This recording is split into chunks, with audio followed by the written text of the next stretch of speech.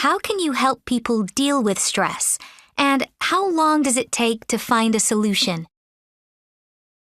The great thing about stress management is that it's like a salad bar. There are 30 different choices on a salad bar, and some of us like most of the things that are offered, but some of us don't like everything.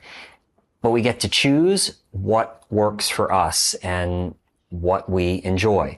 Same thing with stress management. There are more than 30 different ways you can manage stress. There are probably 30 million and counting. And we should pick the techniques, many of them easy and simple and fun, that we like, and therefore will be more likely to use them on an ongoing basis. So stress management can take as little as 10 seconds. You can look at a beautiful picture that you took on your last vacation.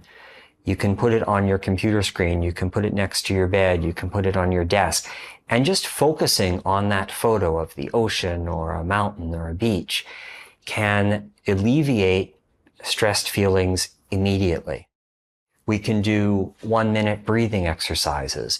We can exercise. We can take a 10-minute walk around the block.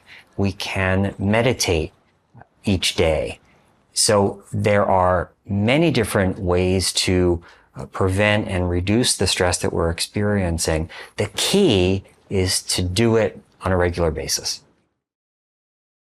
Are the solutions to stress physical, mental, or both?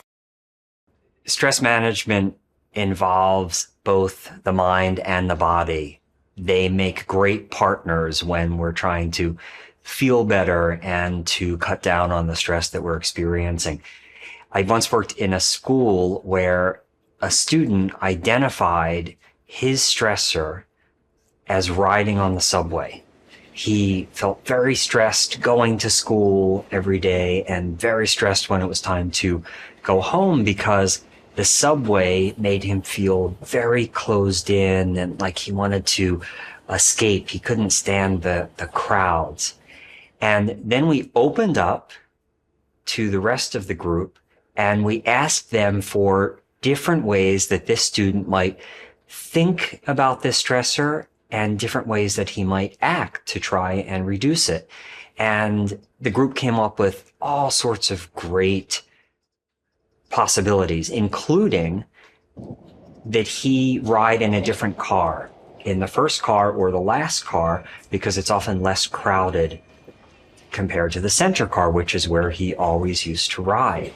And he liked that idea. And I heard from the principal of the school a few weeks later that he, in fact, had started riding in the first car. And for the first time in his subway taking life, he didn't feel stressed. He didn't feel anxious because the car was less crowded and he felt so much better. And you might think, well, that's such an easy answer. Why didn't he think of that himself?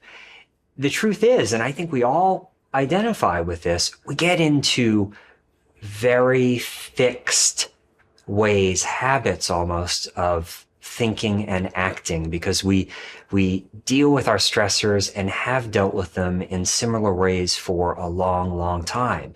So we lose the perspective. We don't take as much time to think about how we could deal with our stressors in different ways. So this is an example of how the mind and body and actions and thoughts can work together to really make a big difference in the way we feel.